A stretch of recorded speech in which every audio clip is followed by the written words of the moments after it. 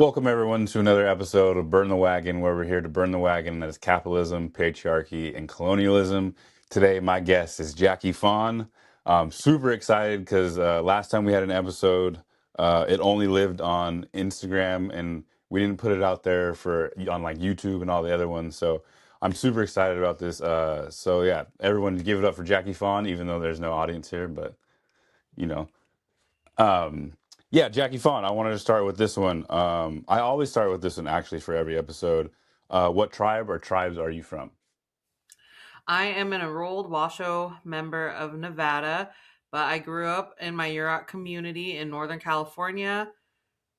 And yeah, I'm also half Filipino, always repping that side as well. It's so interesting being indigenous to the Americas, but also my mom migrated from the Philippines. So it's like also first gen, being half and half of both worlds. Always fun. That's super interesting. Because honestly, I went to a gathering like 2 weeks ago now in the Bay, and it was about some Filipino homies that went over there for their first time, and like with like a group of people. Oh man, it's the group is called Gabriella. It's like a Awesome. I love yeah. them. It's like, and yeah, it was like their whole pilgrim like went over there and like I can't like they learned how to farm and they like helped a bunch of aunties and stuff. But did you ever have like trouble like I'm native or like I'm Filipino or you know what I mean with like that identity crisis, I guess it's called?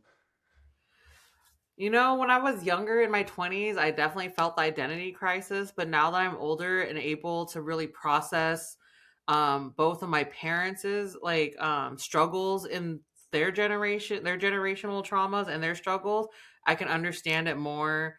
And I'm actually more at peace with it. And I rep it so hard because I just love like how those two worlds clash, but they make me who I am and how I can be a better mom to my daughter, not like a better mom, but like better holding space for all of these nuanced parts of my nationalities, I guess. And it's just so I love it. I love being Filipino. I love being native. And I think the best part that I'm like able to resonate with both is that my mom, she told me that like on our Filipino heritage, like we've come from just a generation of farmers and fishermen. I was like, perfect. I'm here for that. Same on my dad's side.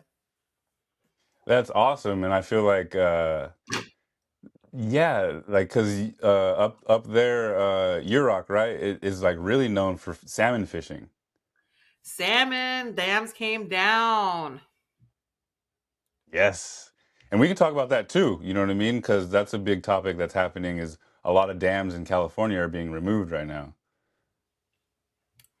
Always so proud of that. It's just so empowering because you see, like, throughout Native country or just like the world of corporation and industry, just like decimating ecological environment or just environments. Like, the ecological world around us is just being devastated by all this industry. And it's just so powerful to see those victories and wins that are being led by tribal communities. I was like, it's happening.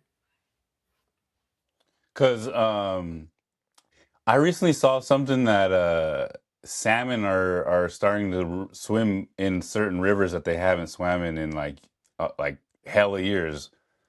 Years. Like I saw an article where people were like, "They're in Sacramento. I haven't seen salmon like that," and it's just so like beautiful to see that and hear that from city folk. Yeah, that is pretty tripped out, and I feel like the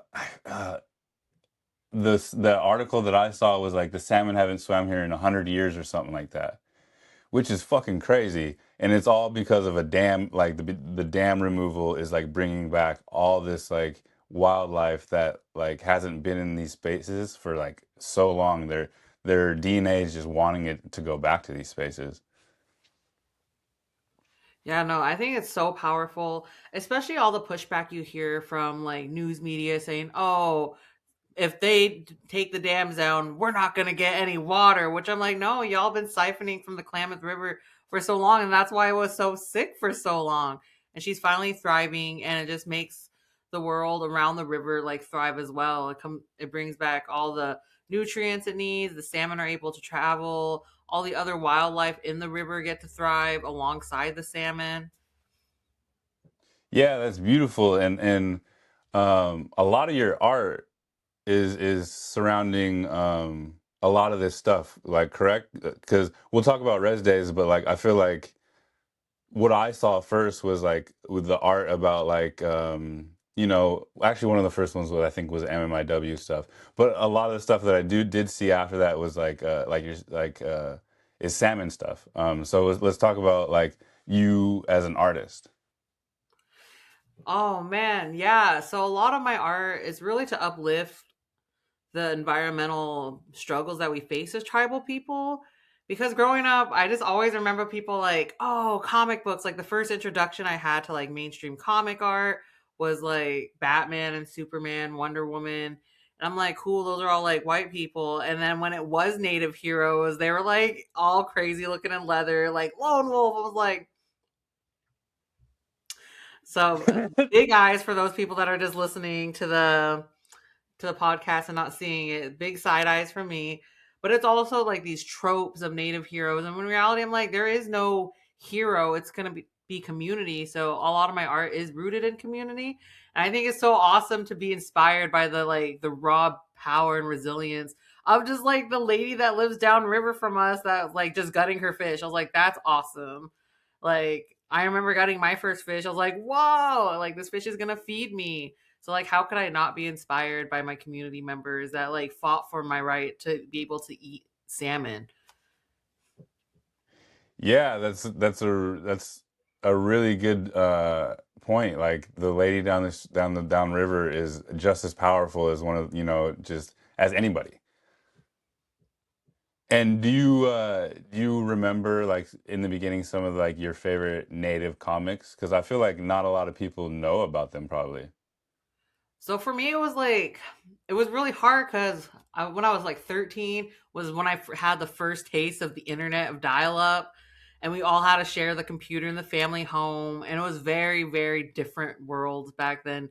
Looking things up, it wasn't just Googling. We had like side websites like Alta Vista, just what is it, Miss Ask Jeeves, a bunch of like just search engines galore, just trying to find what you're looking for. So that's how I like my first exposure to nerd to pop culture that was like truly ingrained in my mind was like being 3 years old and watching My Neighbor Totoro from Hayao Miyazaki, which so thankful for to have access to that because like his art really resonated to me as a child, especially as a native child and being connected with nature, like not having like there was no romance in it, no expectation. It was just like, hey, I'm just coexisting with my life in this house and the world around me, and I thought that was really beautiful. And it just resonated with me because that's how I felt when I was in the redwoods. It was just magical. That's awesome. And that was a comic book? It was actually an animated film at the apartments we were living at.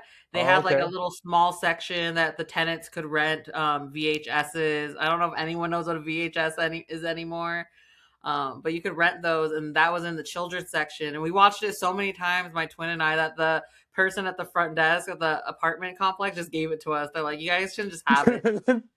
So we just watched it a bunch.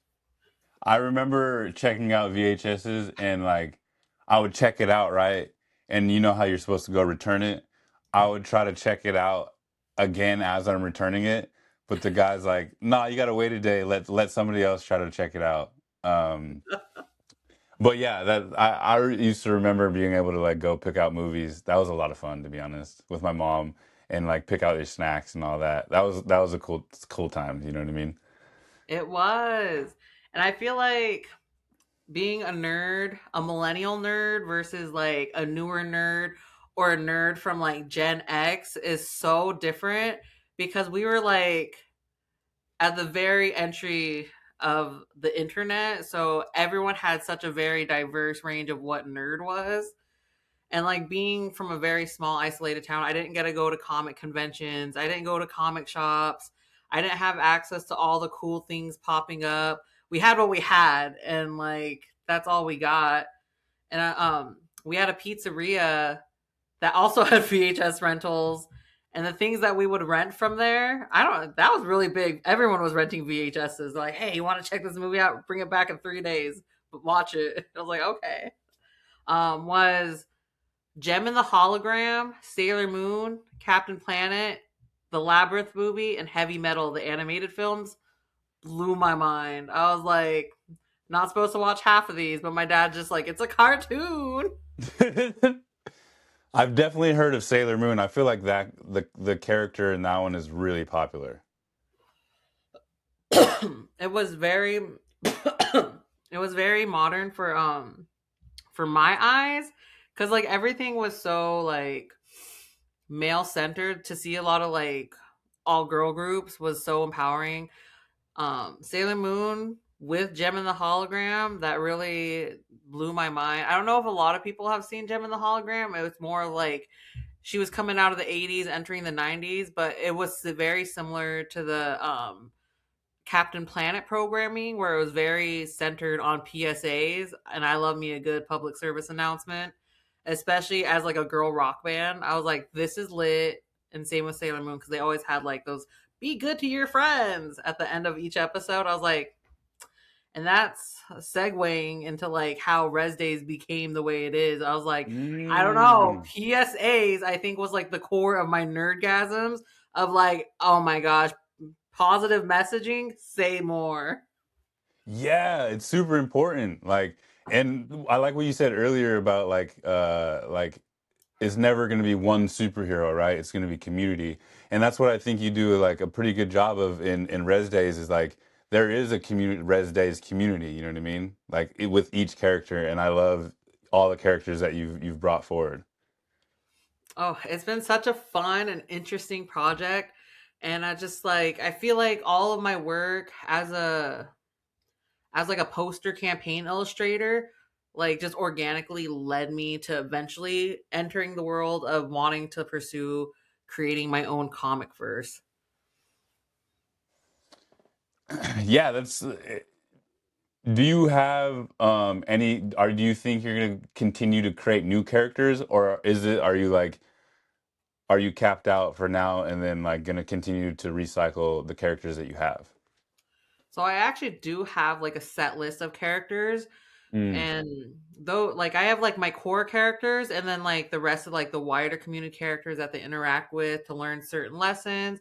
And most of them are like just based off different ecological settings throughout North America, just so we could talk about like the different issues pertaining to that. Like we have characters from the wetlands, characters from the bayou, characters from ocean territories, so we can specifically talk about like issues that are happening in that region.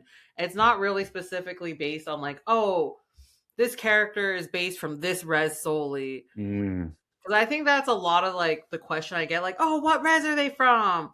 Like Star Woman, she's from the Star people. I don't know, but if I had to, they do have like specific like human relatives that are descendants of like certain tribal territories, but those aren't like the core like characteristics of them, because they're like spirit characters. They like go to so many different reses. Yeah, and I feel like, do you ever see someone in Indian country be like, "Damn, they're a character that would their style of person would be a good Res Days character." No, definitely it happens a lot. And I think for me it's like being inspired by community for so long and having the opportunity to travel to a lot of different communities and sit with community that's not like traditionally my own. Like, it's an honor to be able to invite it into like different tribal territories and be like, hey, come sit with my auntie and me. And it's like being able to recognize the overlap in certain characteristics and stories that like I'm like, oh my gosh, that have very similar outcome.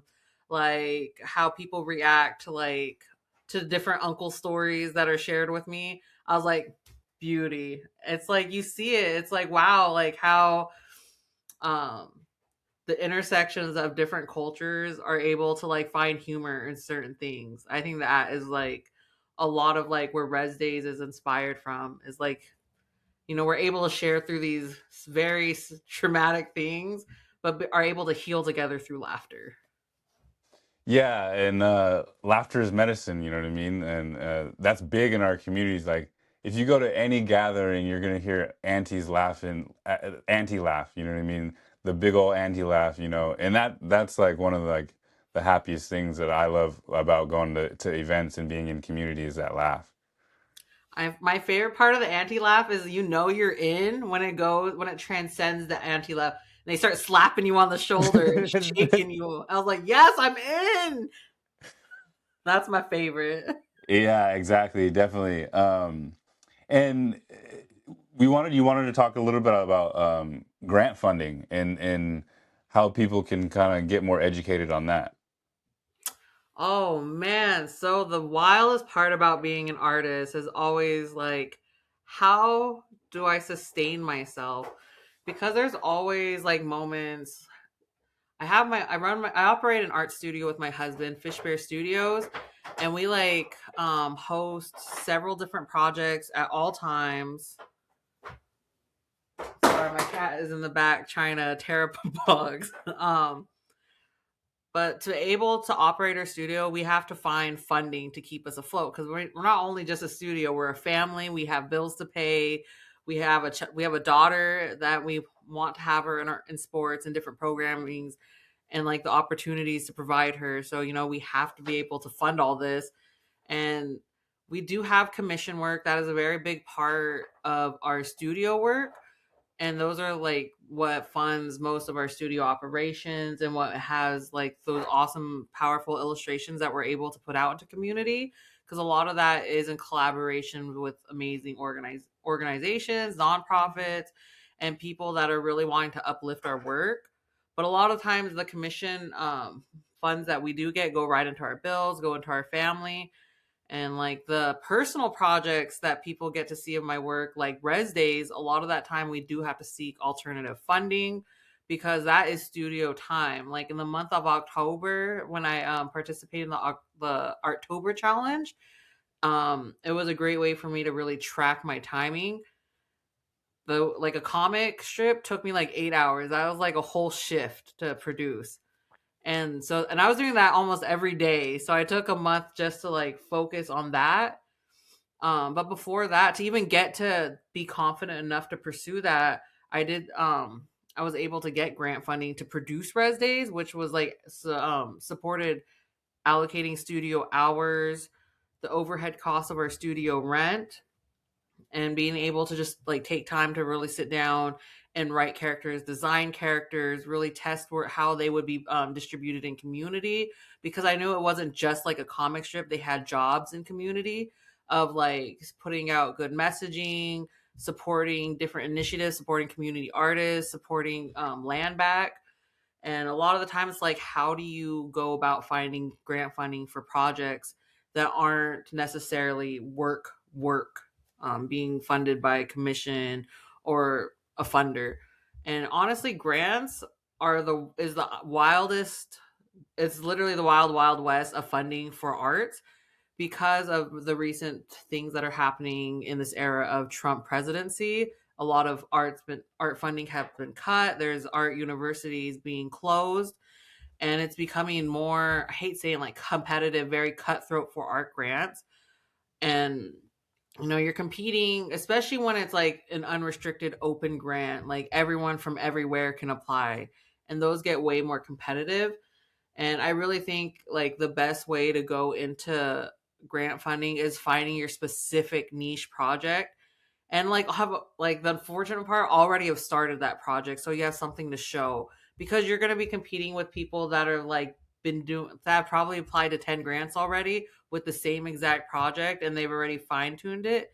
And the best way I feel like that have really supported my grant writing is like having a concrete portfolio, because a lot of the times people don't realize when they go through the grant application, you have people reading your grants that aren't necessarily the funders, but people that are like selecting through your grants, or they hire they hire previous grantees to score your grant and review it.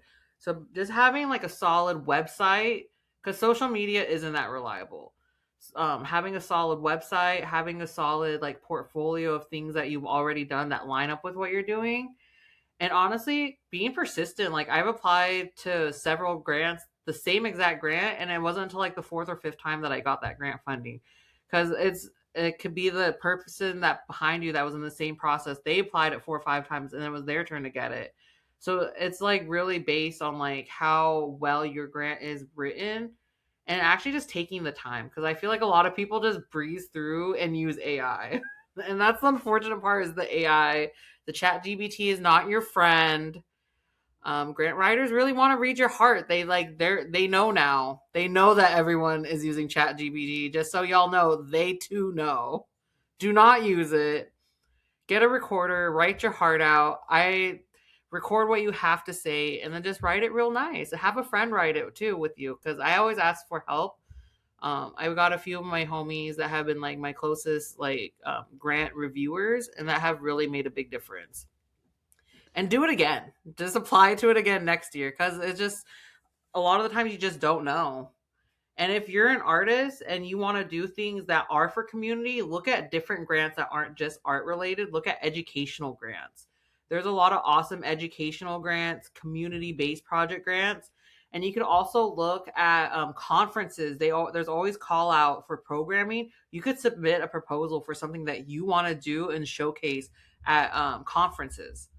So always check that out, especially if you're a tribal member. I see tribal conferences all the time being posted out just throughout Facebook's anti-sharing, saying, "Hey, this conference are looking for workshops or presentations proposals. So write a proposal, how much you cost for that hour, and be realistic." Some people are like, "I want to go for the stars." Like, this is community. You can't go for the stars, but think of your community first. They're way closer than the stars. Yes, 100%. And yeah, it's a trip how competitive it's gotten with this all these grants, because I worked for a nonprofit last year, and as soon as the Trump administration came in, we lost all our funding. And we were doing a lot of like social emotional learning, like stuff like that, and all that, just like all the funding for that just gone. Like It's almost gone. immediate, yeah, almost immediately. So that and arts, just like the money's just not there anymore. It's a trip. Big trip. And I think that's where a lot of like people get caught up, because it is scary. But I feel like when you really look towards community, there's a lot more reassurance and like foundation that can be built, especially when you start entering the world of fiscal sponsorship. And a lot of people think, oh, fiscal sponsorship, I can just go get one. It's like you really should look for someone that you trust and like have previously collaborated and like ultimately trust. Like, trust is so big in this day. Like, if you can find people you can trust, you should be good. You got to rely on that and learn how to trust. I think that's the biggest takeaway, is learning how to trust within the world of art, who can take care of your work, who you can rely on in these tough times, and like who can like vouch for you. And a fiscal sponsor is just like a nonprofit that's helping you get grants, correct? So a fiscal sponsor, for those that want to get some beautiful opportunities, there are those bigger grants that are less competitive, because you do need like a 501c3, or the alternative, a fiscal sponsor, which is usually a nonprofit that will vouch for you, that you have financial responsibility. And they just take like a small percent. Some, depending on who you go with, it could be anywhere from 5 to 10% of the grant funding. But those grants are more like larger in funding amount, but the application process is a lot longer. But I definitely think it's worth it, especially if you're going for like community based art projects that are rooted in like education, outreach, capacity building. Because I think that's the part for me as an artist where we really need to look past social media, look past self interest. Because like, I do not want to be a vendor stuck at a vending operation just selling prints of my work. Like, I want to create change with my art. I'm not here to create a painting that's going to be sitting on a wall or in a tube somewhere in your kid's room.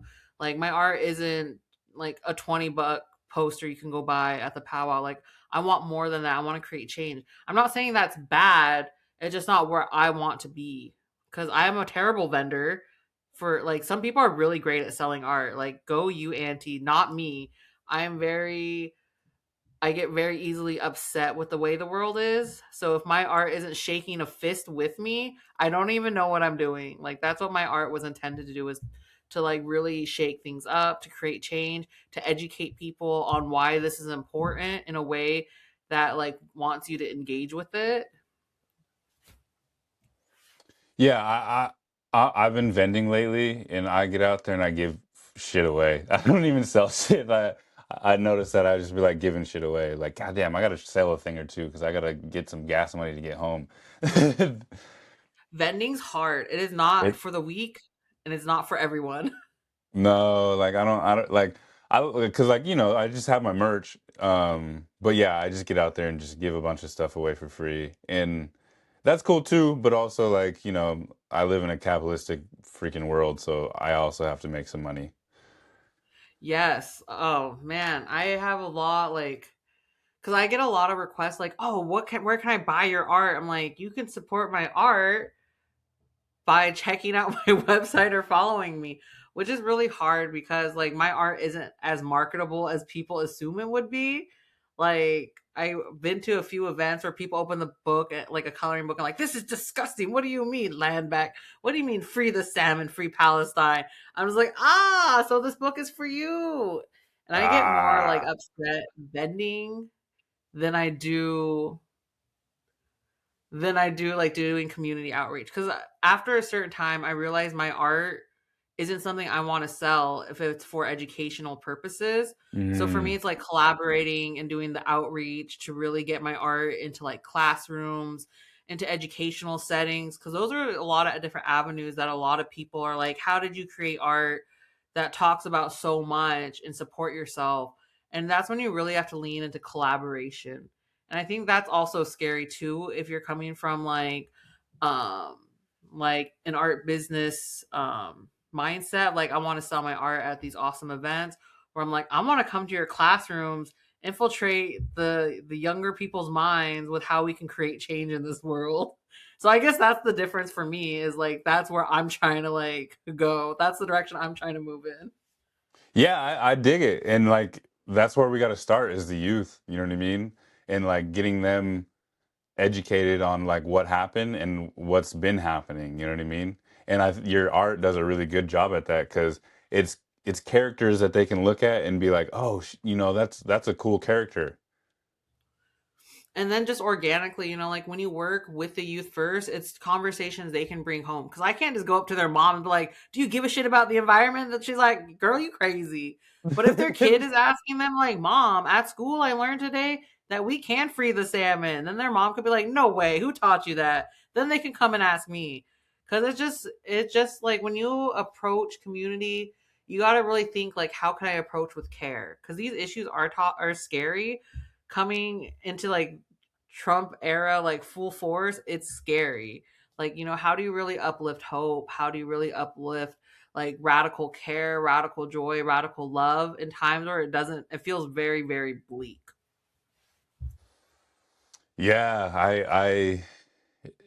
like I've been struggling with that lately, honestly. With like, man, how do I keep going? Like, but then I have conversations like this, and it's like, oh, this is why I keep doing this because like creating community like this and like creating conversation is super super important. It is, especially like it's hard when people are like, "Oh, well, we're so far. How can we support?" And there's so many different local ways you can support, like small things like divesting, really deciding where your money is going to go, because it is like crunch time for a lot of people. It's crunch time for me for sure, especially in winter when it's such a slower season. It's more of like a planning season, like how I'm going to make this year work for me and my family. um Divesting is real awesome, and it's a lot of people are shocked like, you don't do that, you don't buy from there. I'm like, actually no, I haven't bought from there in like 3 years. Like we divested from Amazon, Spotify, from like streaming services that a lot of people are like, you don't got that. I'm like, actually no, we don't. And I don't really notice anymore. Like at first it was scary because we're like, oh, we rely on that. I'm like, no, we don't actually. They rely on us. 100%. And that's something I wanted to like look into is other streaming platforms for podcasts. Like, because there's Mm, like there's some things that people are switching over right from Spotify. Like I've heard Tidal, but then again, I think Jay-Z owns a portion of Tidal, which is he's just another hmm. billionaire. So Another it's one. tough. Yeah, yeah. So it's tough. Like how like yeah, and I haven't, and if anybody like wants to reach out and tell me of a network that people are putting their podcasts on, definitely do, whoever's listening. But yeah, that's something I've been trying to like look into is like where I can put these interviews and stuff that's not Spotify. It's always so hard breaking from mainstream because you're like, where do I go next? And Yeah. those are questions I ask myself all the time. Like, how do I want to divest from social media? Because it always sits on the back of my mind. Like Meta AI has like direct access to everything I post now onto social media. And like, how do I keep my work safe? How do I keep like these interactions, I don't like to say controlled, but like tracked in a way where it's like I know where it's going, who's viewing it, who has access to this. Because it's just like we live in such a free for all world now that I have so much art that I haven't posted online, haven't posted on social media. The only way you can see it is if you catch me in real life. And it's some of the most beautiful, stunning work that I've ever created. And some of it will actually be showcased at the San Francisco MoMA and on February 28th. So I'll have some art up there, but I haven't been able to share it online yet. And I'm just like, I can't wait till it hits the real world. Will it ever hit online, or is that going to be just specifically for in-person stuff?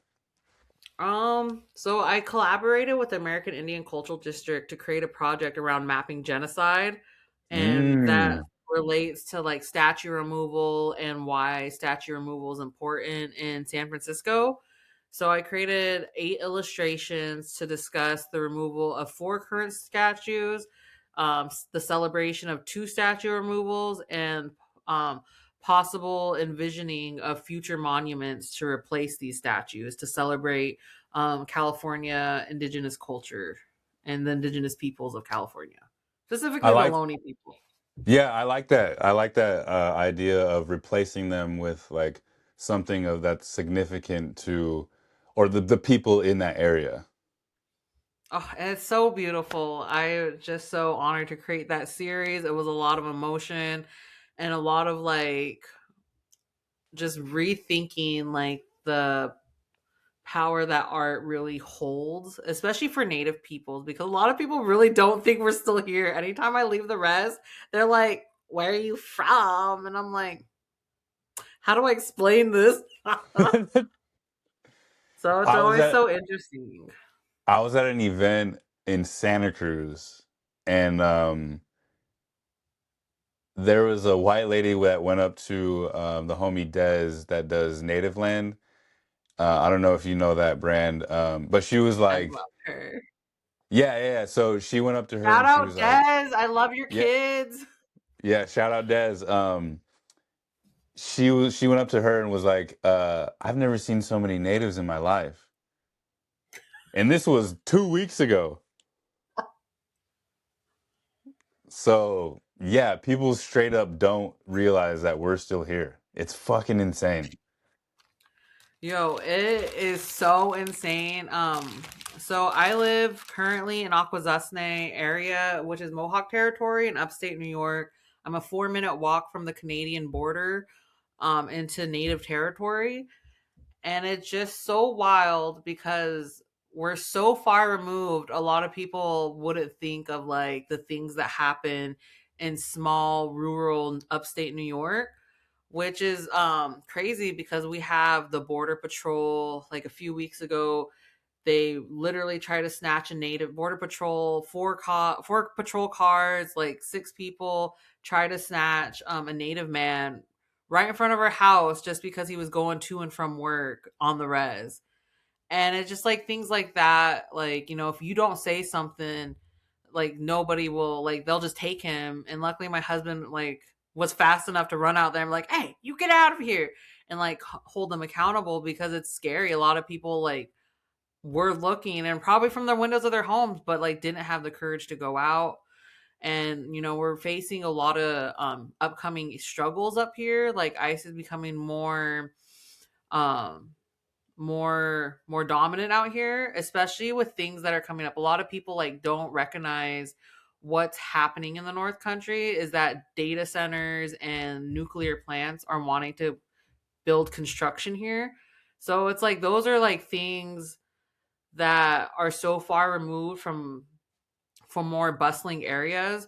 But that's why I really love Res Days because it connects people. Um, we went to the public meeting for the construction of the data center and the proposed power plants. And we had these Res Day stickers of the three sisters and Auntie Grandma Spider that says no data center, water is life. And I just handed this out to all the community members, whether or not they wanted this data center.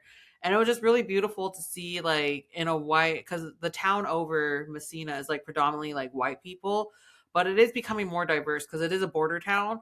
So you see a lot of Chinese people, black people, Mexican people that are from that community that aren't being represented in these community meetings. It's just us natives against a bunch of like older white people that don't care about younger generation. They're like, we just want the jobs and money.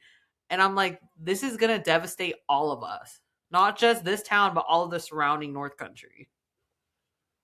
And yeah, I think I saw something, and I think this is just like an estimated year, but like it said something about we only have around 13 years of fresh water left if we continue to use as much of the fresh water that we're using now. And that is so outrageous because you see a lot of people that um don't understand anything about water, that don't live by water. Excuse me, that don't live by the water. We live on the St. Lawrence, and a lot of people are like, well, we live by a river. We can just drink that. I'm like, no, man, that river is sick. It's toxic. People get cancer from it.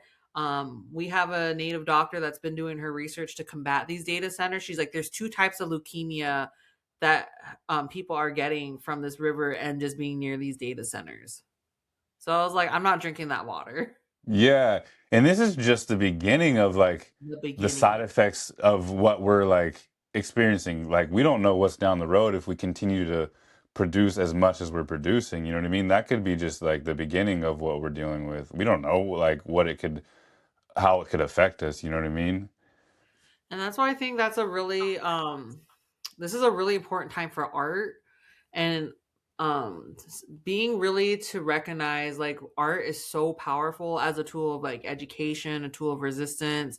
And I always like want to see more of artists, and I think that's the unfortunate side of social media is that to thrive as an artist is this idea like I need to post content, I need to post more so people will see me, when in reality like your art can go so much further on the streets. Like my art has been able to like physically enter people's hands because of resistance. Like that's where my art and everyone's art should be. It should be on the streets. Like there's so many powerful artists, and I don't think there's enough radical artists, because I feel like you can see when we get burnt out, another amazing artist like, I got this one, I'll handle this issue, and I'm like, I'm supporting you from the side, I'm so tired.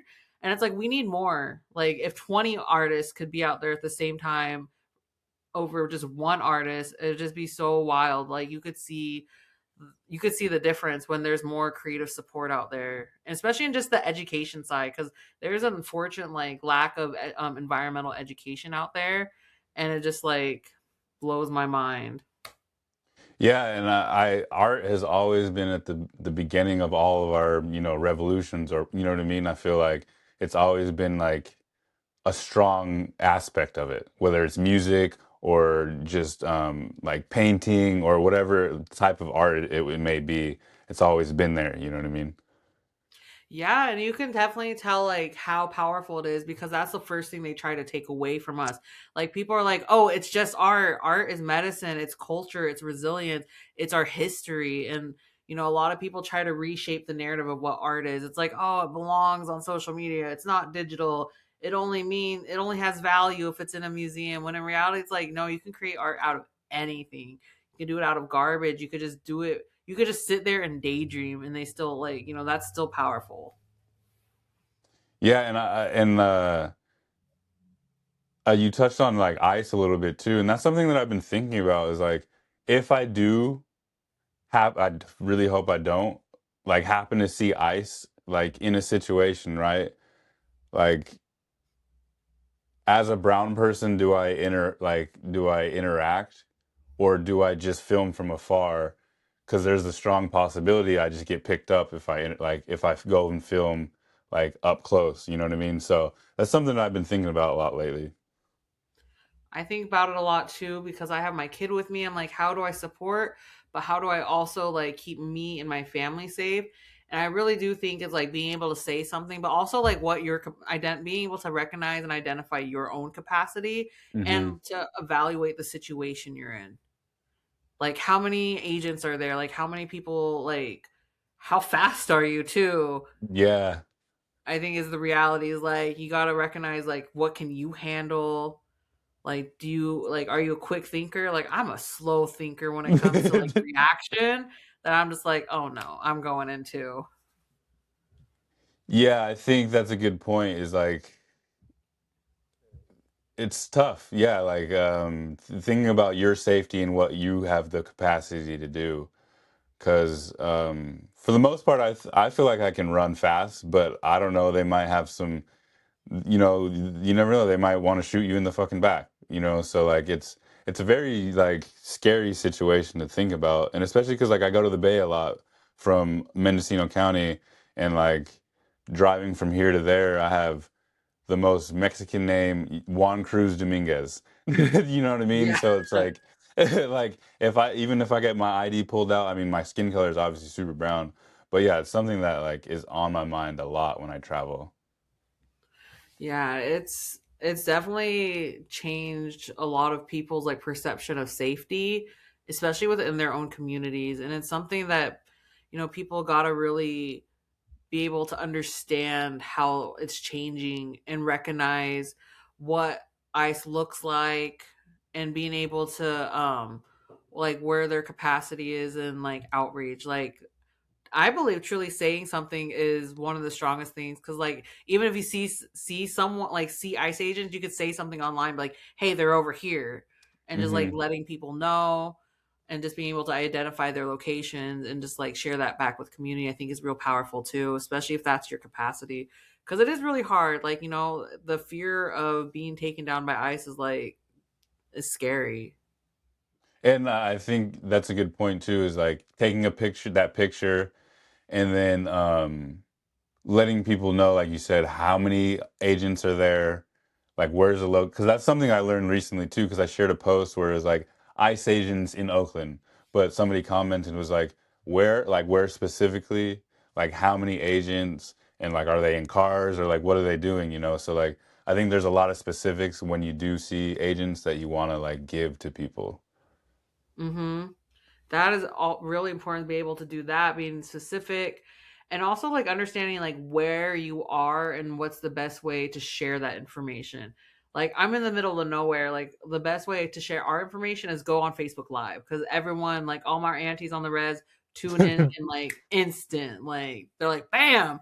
I was like, oh my gosh, the whole res is watching. Let's go. I heard somebody call it the res book the other day.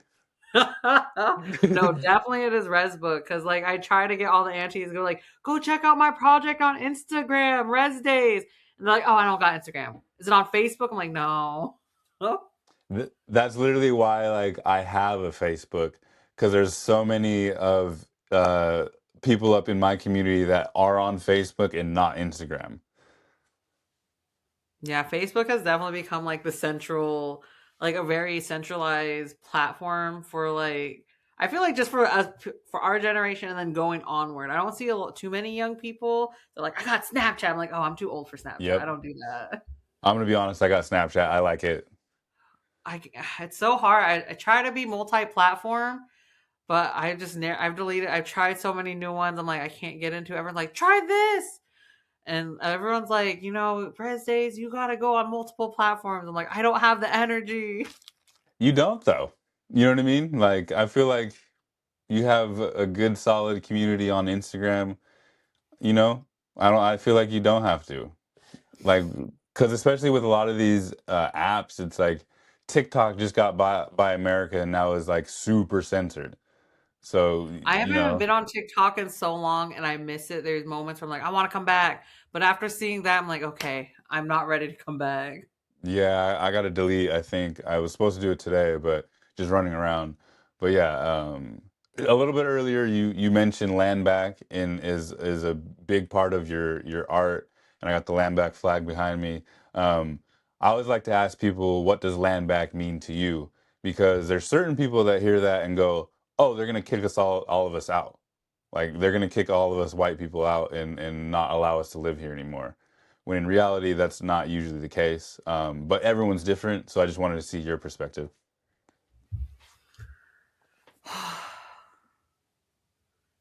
You know, I love land back.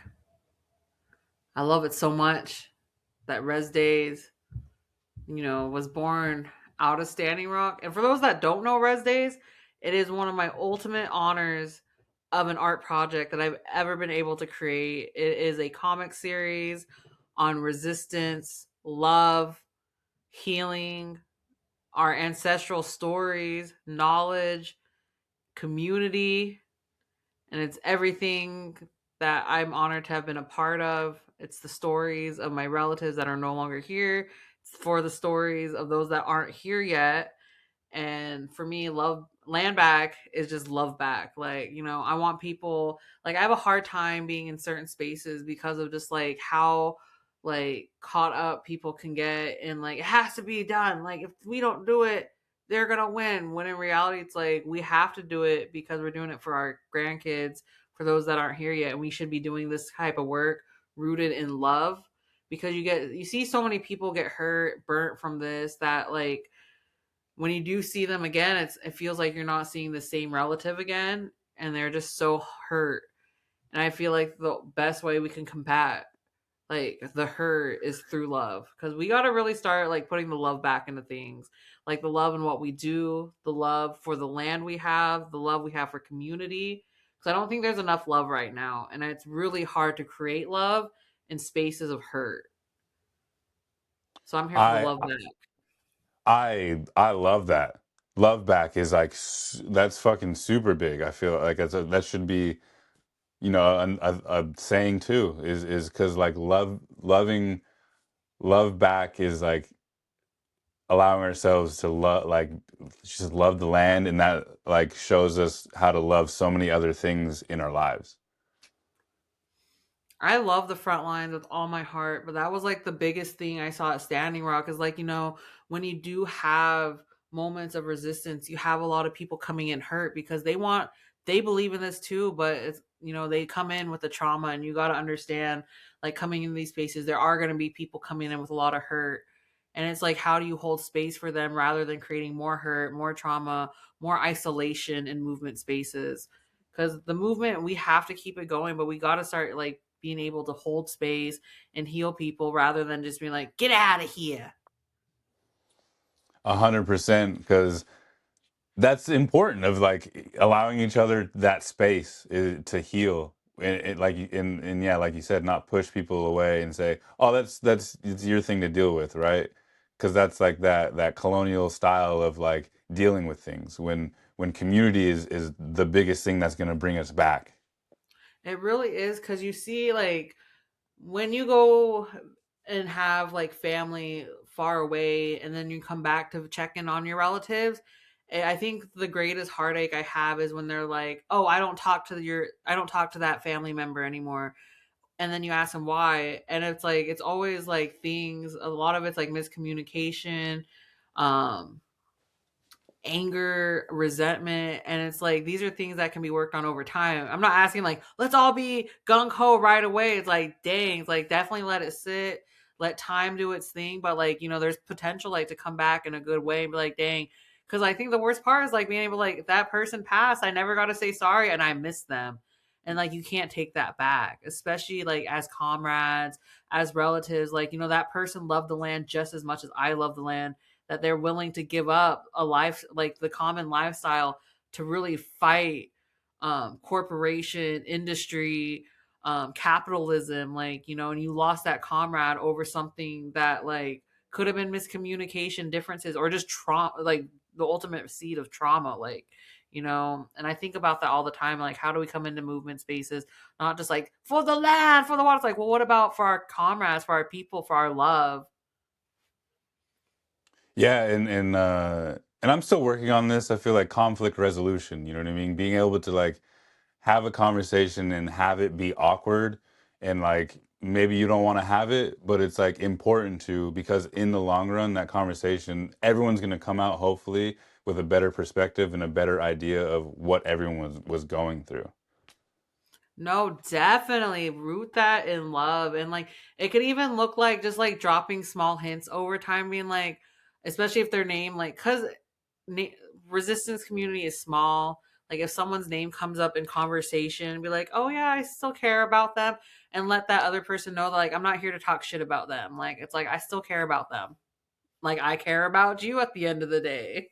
Yeah, I agree. Yeah, and like I said, people tend, because I that's a question people like ask me a lot when I, because they, that people that listen to the podcast, like, oh, you advocate for land back, right? Land back, and they're like, you're just gonna push white people out, and it's like, no, having that means having access to lands that we didn't have access to before. Definitely have access to land and just see that land be healthy. Like it's like we're clearly going to be sharing this land with everyone because migration is here. Migration is beautiful. Like I'm here because of migration, and like just to see how other cultures like hold each other with care is so beautiful. I'm not saying that like there's other cultures that are more perfect than others because everyone has traumas. Like everyone's had to deal with conquest and colonialism at some point. But you could really see like the lack of love that there's been in movement throughout like the last few years. And I think really being able to generate is super powerful. And I think that is also an art form, is being able to like host love and like really create space for love. Yeah, and when you really love your community, you're gonna fight for it. You know what I mean? Oh yes, it is so hard but so worthwhile. Like I'm just gonna let y'all know listening, loving your community some days is gonna look like sitting under your table crying, being like, I ain't shit, this ain't shit, I'm leaving. And you don't leave. That's the love right there. You come back to community and be like, I love you guys. Yeah, I lived in Santa Cruz for 10 years, and I like was down there just like, man, one day just was like, I really miss my community. I just miss my family. I miss being in just the space of a small town. You know what I mean? No, definitely. I miss home all the time. And I think that's one of the hardest part. Like everyone talks about the reconnecting native, but not a lot of people talk about like the relocated native, the natives that like find love in a different community and have to leave their ancestral homelands, cuz it's like, at the end of the day we're pursuing love. And you start a new family and go to a partner's territory that's not from your traditional protocols, your traditional values, your traditional practices, but it's also beautiful because then you get to like become part of a new community through love. Like that was because of love. And then you're always like your home's always going to be there, and like how you find your way home, and it's like a new chapter, and I think it's so beautiful. So shout out to all the lovers out there that are finding their ways in their new communities. You got this. Your community, your home community is always there rooting for you. I love that. And last week, one of my homies was talking about his grandparents. One of them is Palestinian, and one of them is was from Mexico, right? And but neither of them spoke English. They could really communicate with each other. But what he said, they both spoke the language of love. And I just, I just love that saying. Is like we should all be trying to speak the language of love a lot more. You know what I mean? No, definitely. It is the hardest language, but it's so worthwhile because not a lot of people have love in their heart, especially for themselves, and you could see it right away. So I think Oh, love is so powerful.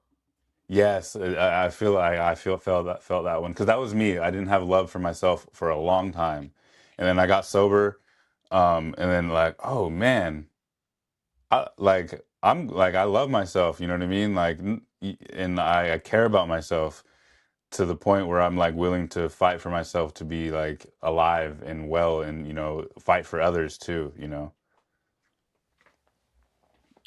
Yeah, I feel like the root of my love is like there was a question in the questionnaire you sent me is like, what would you say to your 16-year-old self? That 16-year-old me, she was such a big dreamer. She like created her own studio space in her closet. She gutted her closet, put a little drawing table in there, pinned up all of her favorite cutouts from magazines that inspired her, and just drew all the time.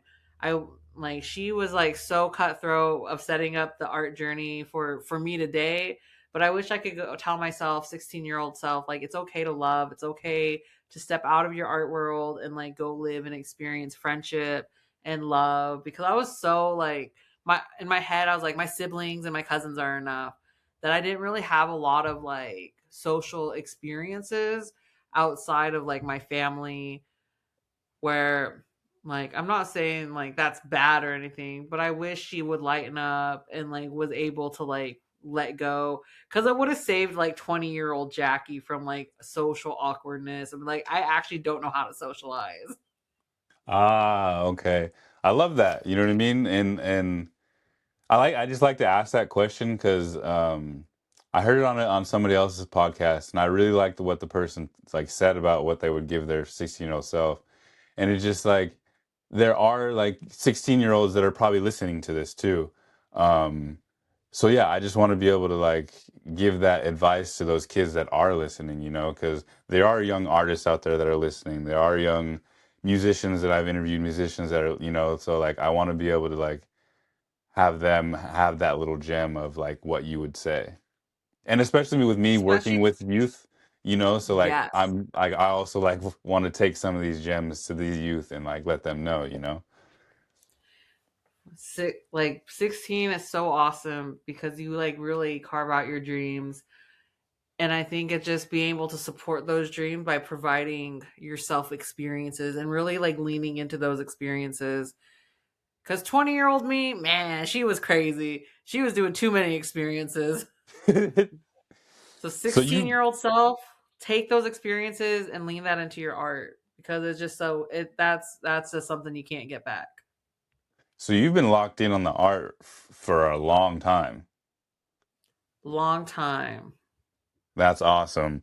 Thank you so much, Jackie, for coming on. Is there any other topics that I didn't really bring up, or any shout outs that you want to give? Or also, I love the cat houses that you guys built. I want to do that same thing because I feed 8 cats out here. They're technically mine now because they let me hold them, and pick them up. Oh, they're Um, yours. Those are yours. yeah, one hasn't come home for a whole day, so I've been kind of stressed today. But yeah, I love cats. Yeah, no, that's another way art can like, art makes you really smart because you're like it really extends to your other communities, like your four-legged. Like that was an art project. We're like, how do we utilize what we got to help our homies outside? Because it was like -20. I was like, they cold, and They're we hella got cat cold. homies.